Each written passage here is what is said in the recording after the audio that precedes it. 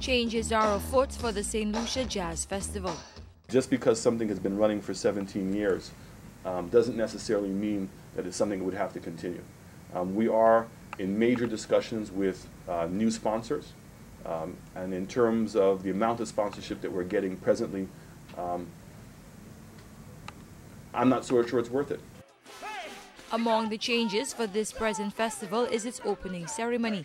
No longer will it be held at the Marshall Grounds. In fact, it will share the stage at the Fringe event in Fondor. We're actually working in collaboration with Fondor.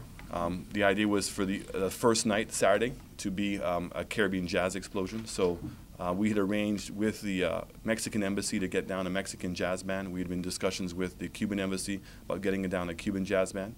And we're going to have those bands play at that opening, as well as some other regional acts. The tourist board, the organizers of St. Lucia Jazz, did not organize last year's opening. That responsibility fell to the Chamber of Commerce after the jazz budget was slashed in half. The minister who slashed the budget says the chamber lost $150,000 at last year's opening. He says losing the official opening is the first of many changes still to come for St. Lucia Jazz. We are looking and re-examining the Jazz Festival every day. And I would tell you that that examination has not ended. At the end of the day, for the amount of money we put into it, we want to be comforted in that we're getting a return.